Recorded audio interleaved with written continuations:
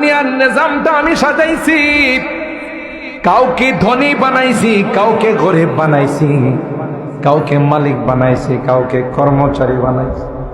কেউ সিএনজি চালক, আবার কেউ সিএনজির প্যাসেঞ্জার, কেউ চালক, কেউ প্যাসেঞ্জার, কেউ অটো চালায়, কেউ আবার প্যাসেঞ্জার, কেউ দোকানের মালিক, কেউ দোকানের কর্মচারী, আবার কেউ কাস্টমার। আল্লাহ কয় নিজামটা সুন্দর করে আমি আল্লাহ সাজাইছি। সাইয়েদনা হযরতে, আপনাদের কষ্ট হচ্ছে বেশি, সাইয়েদনা হযরতে আদম আলা নবিয়িনা আলাইহিস সালাম সমস্ত রূহগুলোকে যখন আল্লাহ রূহের জগতে একত্রিত করেছে, হাদিসের মধ্যে আসে আল্লাহ আদমকে বললেন, আদম তাকাইয়া দেখো, ডাইনে বামে সামনে তাকাইয়া দেখো, যা দেখতেছো সবাই হবে তোমার সন্তান। সুবহানাল্লাহ। হযরতে আদম দেখলেন কেউ সুন্দর, কেউ কালো, কেউ লম্বা, কেউ খাটো, কেউ ধনী, কেউ গরিব, কেউ মালিক, কেউ কর্মচারী। আদম আলাইহিস সালাম আল্লাহকে কয়, লাউ সাওয়াইতা বাইনাহুম, আল্লাহ সবগুলোই তো আমার সন্তান, একরকম বানাইলে ভালো ছিল না?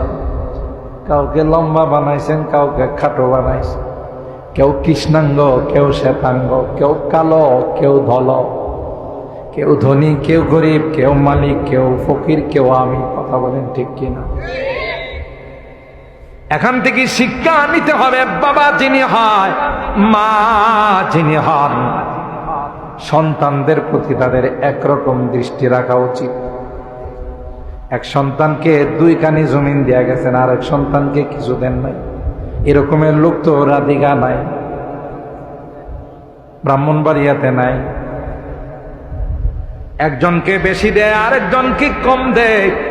এই কারণে সন্তানদের মধ্যে মারামারি হয়, তা কয় না?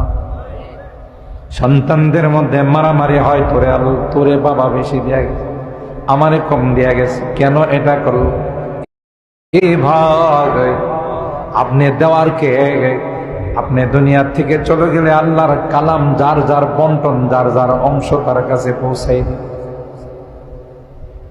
আপনি বেইনসাফি করতে গিয়ে তাদের মধ্যে ঝগড়া লাগান, তাদের মধ্যে বাকবিতণ্ডা হয়, মারামারি হয়। বাবার উচিত সবার প্রতি একরকম দৃষ্টি রাখা, একজনের প্রতি সুনজর আর একজনের প্রতি কুনজর। এটা আসলে প্রকৃত অর্থে বাবা